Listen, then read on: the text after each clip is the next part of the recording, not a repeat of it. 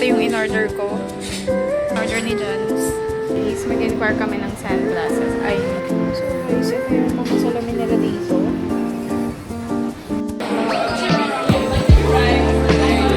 Sa pinaka-malaking bookstore dito sa Sydney. And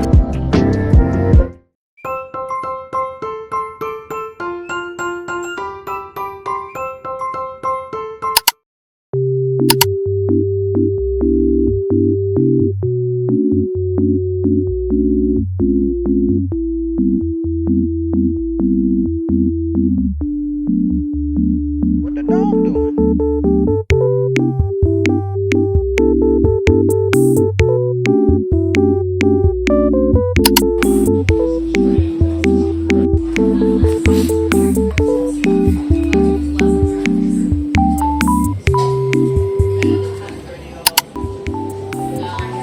so guys, ito yung in-order ko with uni at the top. Tapos ito yung in-order ni Janus. Nandito kami ngayon sa Sushi Mori sa Surrey Hills dahil kakatapos ko lang mag-exam sa CPA Australia. So yeah, let's eat! Oo, yung may mga fresh prawns.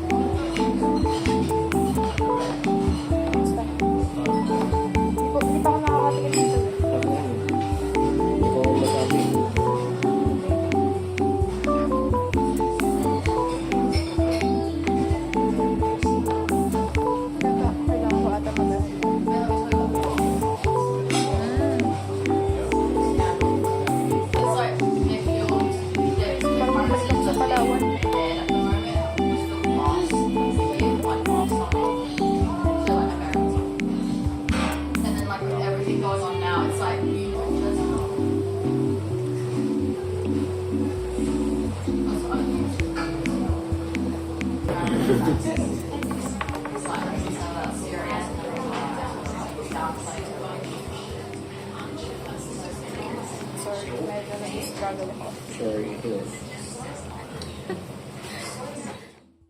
Hello guys, so kakatapos lang ng CPA exam ko, kumain kami sa may Sushi Mori, and then ngayon nandito kami sa Kiki Dessert. So nagki-crave si Janus ng Dubai Chewy Cookie. Dito daw is may available ng Dubai Chewy Cookie. Malapit lang to sa Central Station. Hindi tayo makain dito. Dubai Chewy Cookie.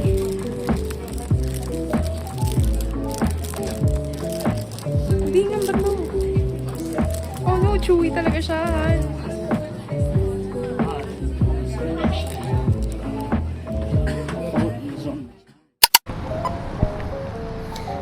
Hello guys! So today, pupuntahan kami ni Janus. Related to sa eyeglass niya. And yeah, tatry namin mag-inquire kung magkano ba yung eyeglass dun sa CBD. May specific store kami na gustong puntahan.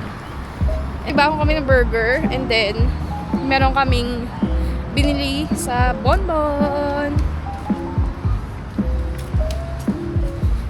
So guys, from home to CBD, umaabot yung travel time namin ng almost 1 hour. Sabihin na natin mga 50. Pag mga weekdays. Pero pag mga weekends, medyo mas matagal yung travel time. More than an hour. Siguro sabihin na natin 5 to 10 minutes additional. So yeah. Si Janus. See you mamaya.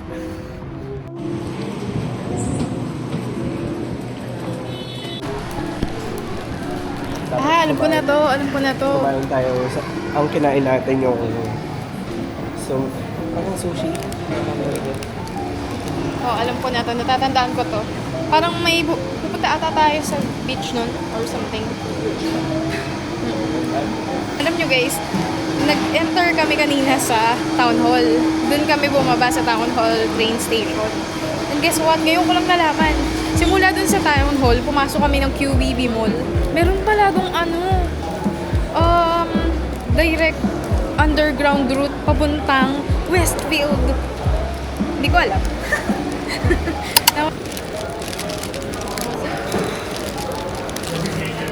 Bonbon. Bonbon mochi. Ay, hindi. Bread with mochi. Bonbon mochi.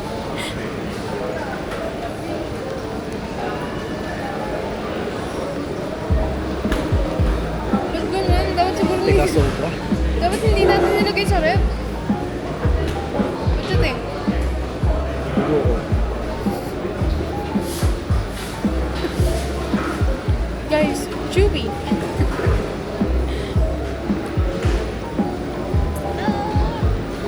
So guys, medyo matigas. Alam ko na kung bakit. Feeling ko lang. Nilagay kasi namin to sa ref. Binili namin kahapon, din nilagay namin sa ref. So ayan. Tsaka normally iniinit to eh.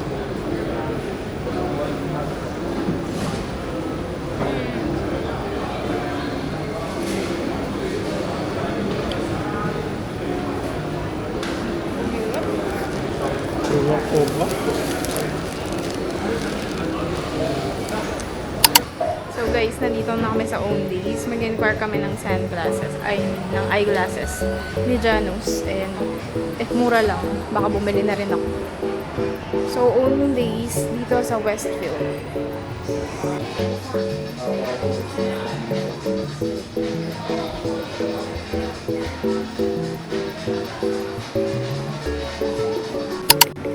So guys, ito yung mga salamin nila dito. So, isang pair, yung pinaka parang basic is $200. Pero kung gusto mo ng colorize, mga $550.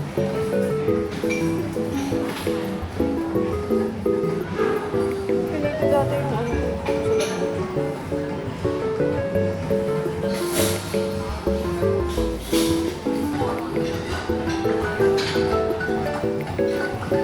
pero feeling ko parang bagay sa akin yung square.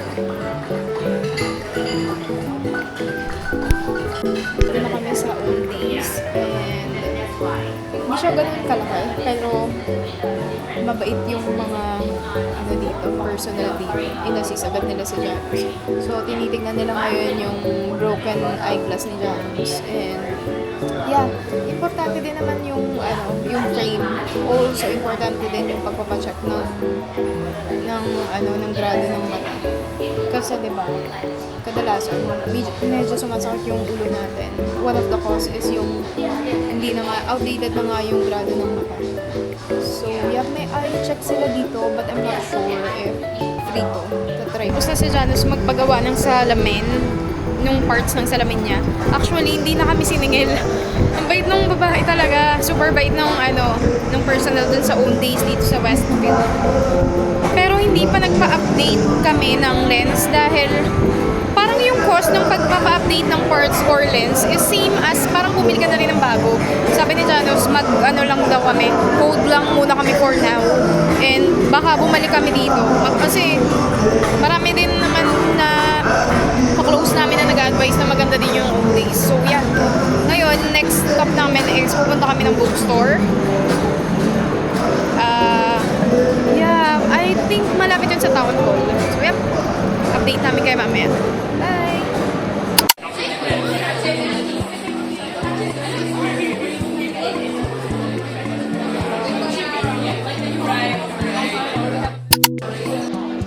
Hello guys, so nandito na kami sa loob ng bookstore. Meron akong vouchers dito na pwedeng magamit. So, ang laki pala ng bookstore na to. And ang daming pagpipilian. Grabe, sobrang dami. Titingin-tingin ako ng mga libro na pwede kong mabili para magamit ko yung voucher ko. And yeah, after nito kakain na kami. Mukhang nagugutom na si Jan. So, yep.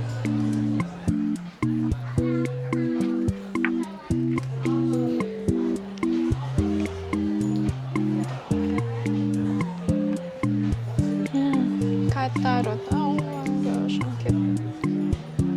So guys, isa sa mga gusto kong bilhin is itong Ikigai. So nakita ko na siya. Kasi tagal ko na tong ina-eyeball na bilhin at basahin.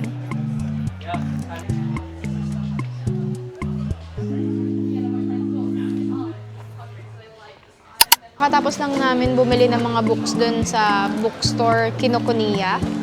And nung chinek ko siya online, isa daw yun sa pinaka-malaking bookstore dito sa Sydney. And sobrang taas ng reviews nun. So, bumili ako ng book doon. Actually, yung pinambili ko is yung gift card na galing sa mga previous, ka-employee ko. Mga colleagues ko. So, binigyan nila ako ng gift card sa last day ko. Yun yung pinambili ko. So, nakabili ako ng 4 books today. And siguro mamaya papakita ko sa bahay. Sobrang ganda doon, guys. Ang daming pagpipilian. Tapos, sobrang dami. As in, ang gaganda. Parang kulang nga yung 150 na gift voucher. Sana may magregalo ulit sa akin. Tapos ayun, so nandito kami sa ilalim ng bookstore Kinokuniya, which is parang yung food court nila. Sobrang ganda dito. And may baon kaming burger. Ito yung kakainin namin.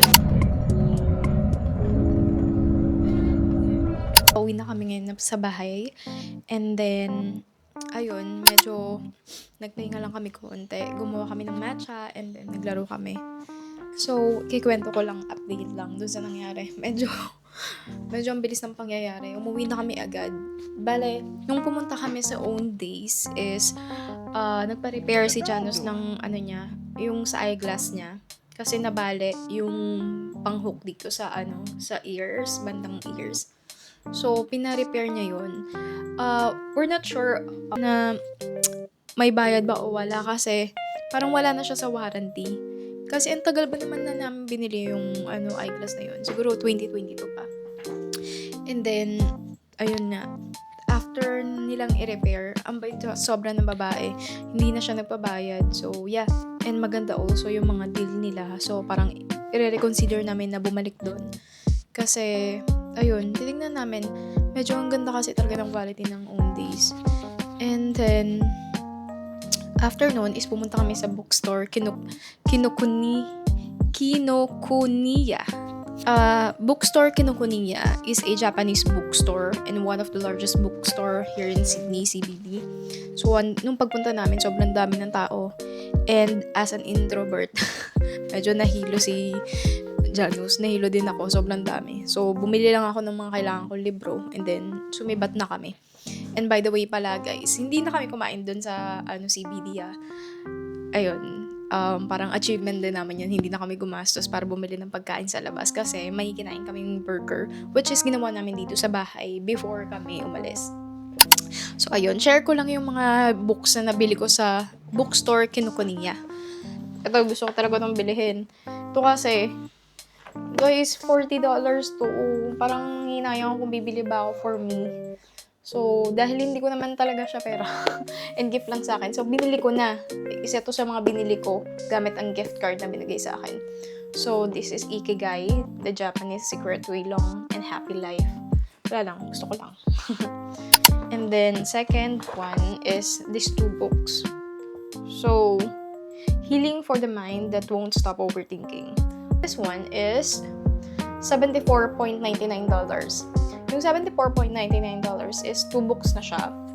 Ayan, yung color brown, light brown, parang cream, and green.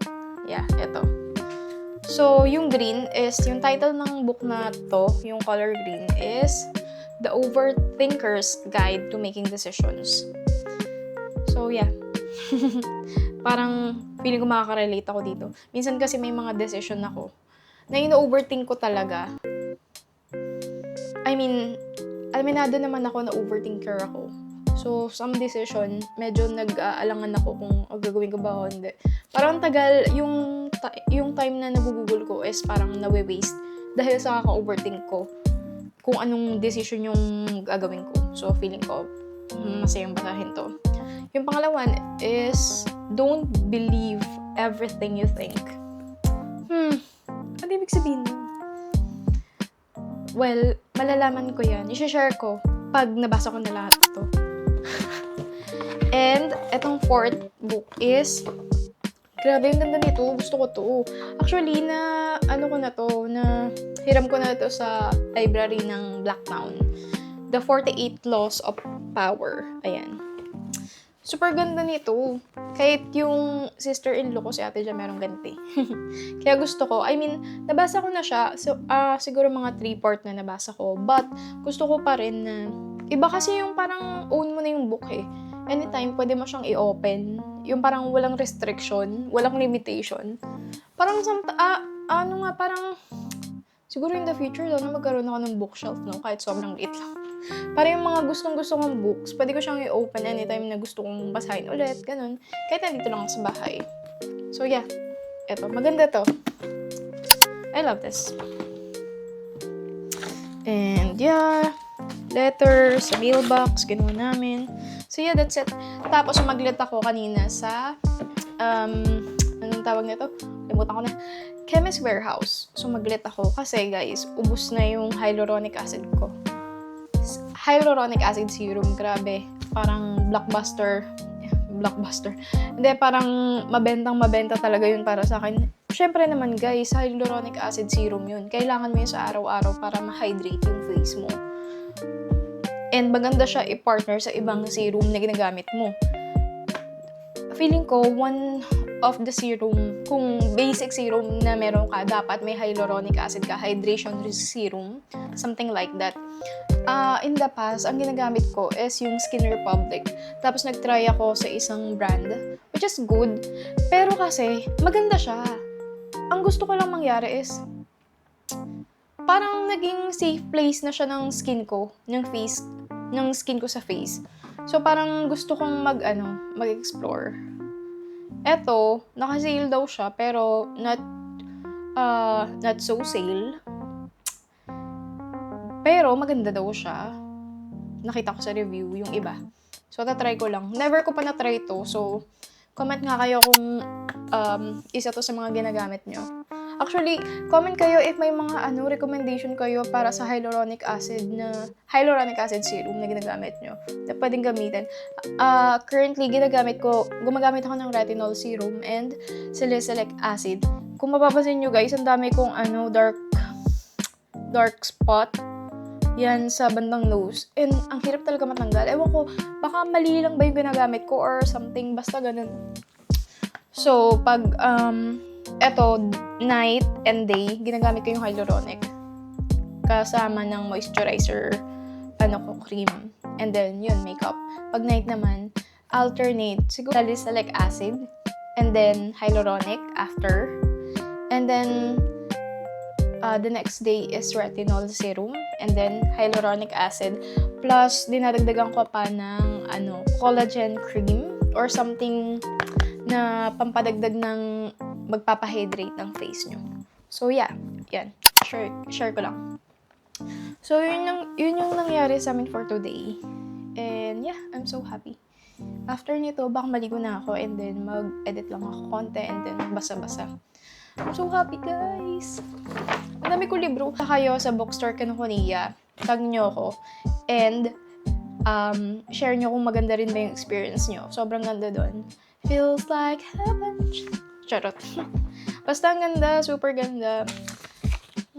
Kung marami lang ako pambili. That's my vlog for today and I hope you enjoy yung vlog na to.